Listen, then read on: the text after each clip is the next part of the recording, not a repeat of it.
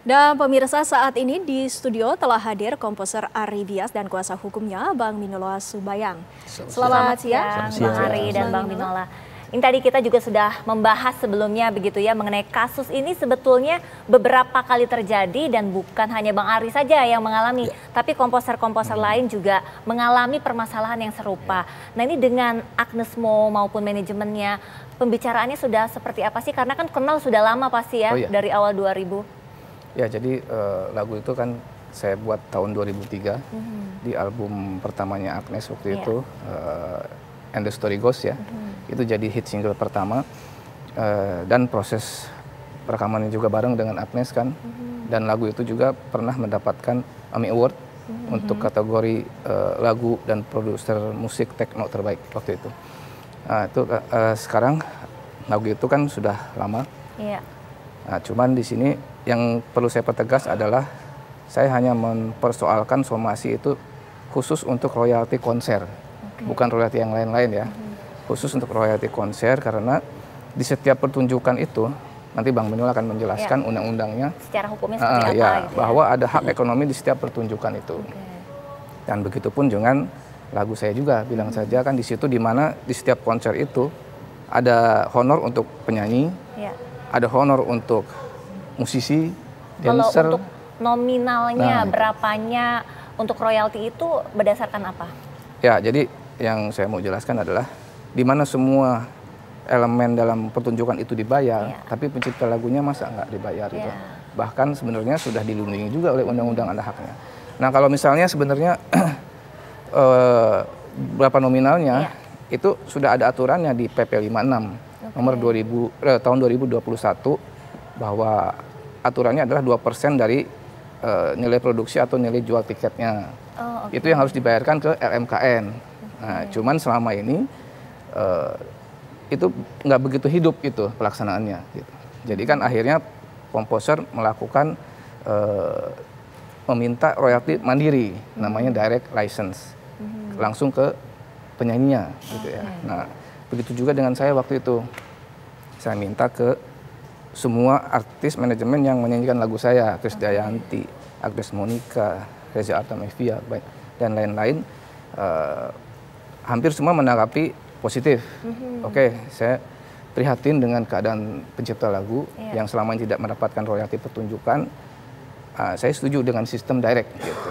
Untuk alternatif sebagai kalau pelaksanaan PP 56 itu tidak terwujud, akhirnya tetap hak ekonomi pencipta lagu terpenuhi dengan direct license itu, gitu, alternatif.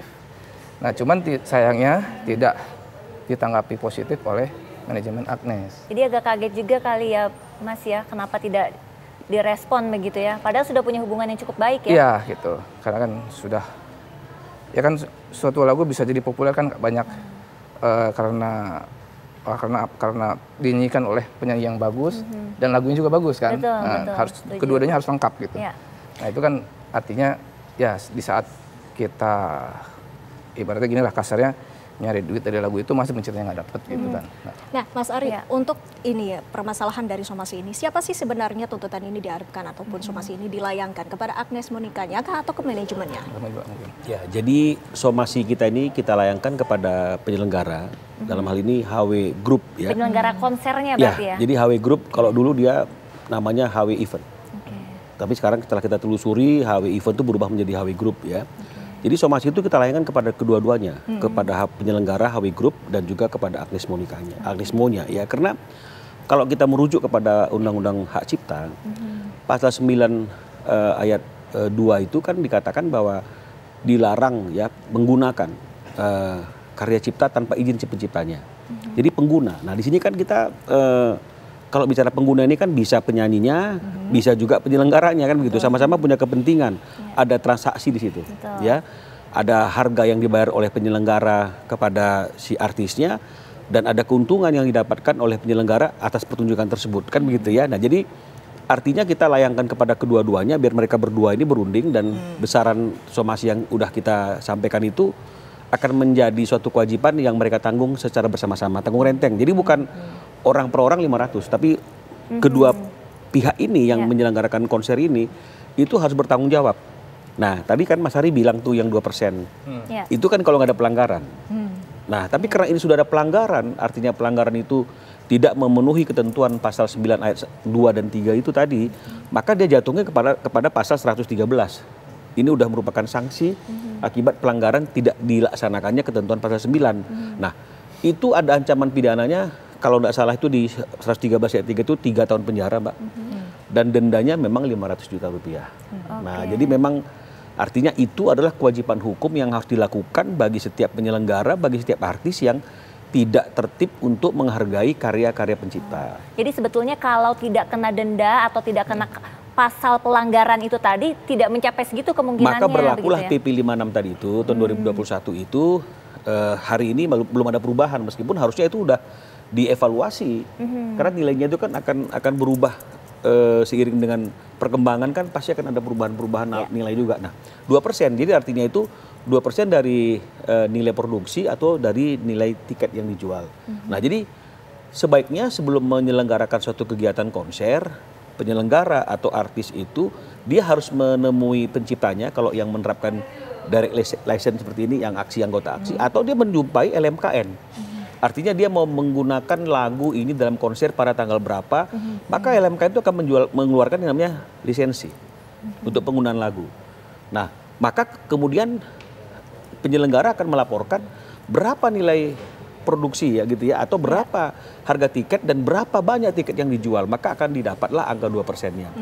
Nah, ini bisa disetorkan di muka, bisa disetorkan setelah kegiatan berlangsung. Tapi kalau dia kan sudah setahun nggak ada laporan ke LMKN atas kegiatan tersebut, tidak minta lisensi juga, ke ARI-nya juga nggak minta. Nah, kalau di Singapura itu atau di beberapa negara yang sudah menerapkan sistem yang bagus ya, itu tidak boleh konser berjalan kalau belum ada tanda surat keterangan bahwa yang bersangkutan sudah membayarkan royalti atau hak ekonomi kepada pencipta lagu yang lagunya akan dinyanyikan. Nah, apapun nggak boleh. Artis naik panggung juga nggak boleh. Nah, ini dia. Jadi mau nggak mau kan harus diselesaikan dulu semuanya di depan. Ada surat dari LMKN atau surat dari si pencipta lagu, barulah konser berjalan, artisnya baru boleh naik panggung. Jadi harusnya ditunjukkan kepada siapa surat tanda bukti begitu ya, bahwa sudah melakukan izin gitu ya, proses izinnya. Jadi biasanya itu pihak-pihak terkait, termasuk misalnya yang punya tempat misalnya, yang punya tempat atas terselenggaranya konser tersebut, dia akan mempertanyakan kelengkapan surat. Jadi misalnya kan izin gangguan. Ya, dari pihak kepolisian, izin keramaian kan begitu ya. Oh, ada izin keramaiannya, ada ininya kan begitu ya. Dia juga harus mempertanyakan nanti bawa berapa lagu apa saja, dan sudah ada nggak surat lisensi dari LMKN atau dari pencipta itu bahwa lagu-lagu itu sudah boleh dinyanyikan. Nah, jadi kadang-kadang kita merasa, penyanyi itu merasa bahwa ketika dia sudah menyanyikan lagu itu, maka lagu itu adalah lagu yang melekat menjadi identitasnya dia, jadi kapanpun dia boleh bebas menyanyikannya. Nah, padahal tidak. Ketika dia nyanyi, dia sudah mendapatkan bayaran dari label yang mengontrak dia. Iya, pasti ya? Secara profesional. Dan lagu itu kan tetap menjadi hak pencipta. Melekat kepada pencipta. Jadi kapanpun dia dipanggil konser untuk menyanyikan lagu tersebut dan dibayar dia untuk menyanyikan lagu tersebut, ya dia juga harus ingat, di situ juga ada melekat hak daripada pencipta, hak ekonomi daripada pencipta, dan juga hak moral disebut siapa penciptanya. Kadang-kadang kan penyanyi kita kan lupa juga tuh. Ya. Bang Winola, ini kan ada 3 kota yang diselenggarakan konser itu, ada Jakarta, Bandung, dan juga Surabaya. Kenapa harus menunggu sampai 3 kota terlebih dahulu untuk melayangkan somasi? Ya, jadi kalau menurut Ari ke saya itu, Ari bilang begini, kita tunggu etikat baiknya dia. Karena juga ada komunikasi kan antara Ari dengan Steve ya, kalau nggak salah, yang juga kakak kandung dan juga manajernya si Agnes, udah diinformasikan, jadi ditunggu etikat baiknya.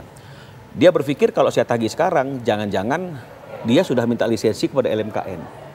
Kan begitu, dia tunggu. Nah, tapi ternyata setelah 1 tahun dihubungi juga tidak memberikan respon, Ari akhirnya datang ke LMKN, jadi nggak juga langsung melayangkan somasi. Dia tanya juga kepada LMKN, ada nggak nih konser yang tanggal sekian Mei 2023, penyelenggara HW Event atau HW Group atau Agnes Mo meminta lisensi atau membayarkan hasil konser tersebut sesuai dengan aturan yang berlaku. Pihak LMKN mengatakan tidak ada. Itu makanya kemarin pada waktu kita mengajukan somasi terbuka akibat kita tidak mengetahui di mana domisili tetapnya Agnes, itu salah satu komisionir ya dari LMKN, Pak Joni Maukar kan juga ikut mendampingi. Karena dia mensupport pencipta Karena memang LMK itu kan kepanjangan tangan pencipta untuk memungut hak ekonomi pencipta untuk menjadi satu penegas bahwa memang untuk konser Agnes Mo ini yang 3 kota ini tidak membayarkan apa-apa Bang, mau kepada make sure pencipta. lagi, Ya. untuk 2% itu misalnya ternyata di konser dinyanyikan 5 lagu, apakah dikali 5 atau seperti apa? Nah, ini dia dikali 5 karena masing-masing dapat 2% kan. Oh enggak, 2% dibagi 5, sorry. Bagi 5. Seluruhnya total. Total keseluruhan, Nah, jadi berapa pun totalnya yang itu 2%, dinyanyikan. maka 2% ini akan dibagi kepada 5 pencipta kalau memang ada 5 lagu yang dinyanyikan. Oke. Jadi sebenarnya kecil sekali dibandingkan dengan honornya si penyanyi yang menyanyikan lagu-lagu tersebut, kan begitu. Nah, jadi ini pun tidak tertib. Oke. Kadang-kadang ada yang tertib sebelum penyelenggaraan dia lapor ke LMKN atau dia minta izin kepada penciptanya, tapi kadang-kadang dia berpikir nggak mungkin lah orang bisa mengikuti dia konser dan Ya. ini yang sering terjadi. Mereka berpikir alah ini bukan suatu masalah. Ya, Mas Ari, ini kan kita ketahui bahwa ini bukan perkara pertama. Mungkin sebagai komposer, apa harapan Anda? Ya, jadi sebenarnya ada tujuannya, tujuan di balik ini semua sebenarnya maksudnya untuk supaya pembelajaran ya, pembelajaran untuk penyelenggara maupun penyanyinya. Makanya di Desember 2023 saya pernah melarang Agnes kan membawakan lagu-lagu saya. Itu tujuannya supaya Agnes tidak terulang kembali membawakan lagu tanpa izin begitu. Jadi harus ada bicara dulu gitu. Nah, itu maksudnya tujuan melarang itu untuk kebaikan Agnes juga sebenarnya gitu. Nah, dan ini untuk jadi pembelajaran buat pihak penyelenggara maupun artis manajemen bahwa jangan lupakan ini hak ekonomi pencipta lagu. Karena yang dinyanyikan kan lagunya, lagu-lagunya. Dan diatur undang-undang. Diatur undang-undang. Dan di dalam konser itu kan mungkin ada 10 pencipta lagu, ada mungkin lebih dari itu gitu. Nah, itu mereka punya hak ekonomi dan itu dilindungi oleh pemerintah dalam undang-undang, ya kan? Nah, ini supaya nanti ke depannya akan menjadi ekosistem yang lebih baik dan bisa mensejahterakan komposer-komposer pada umumnya. Gitu. Baik. Harapannya itu. Ya, Mas Ari dan juga Bang Minola, terima kasih sudah bergabung di Apa Kabar Indonesia Siang, dan kami juga sudah berusaha untuk menghubungi pihak Agnes Monica maupun manajemen, namun untuk hari ini belum ada konfirmasi apapun ataupun jawaban dari pihak Agnes Monica.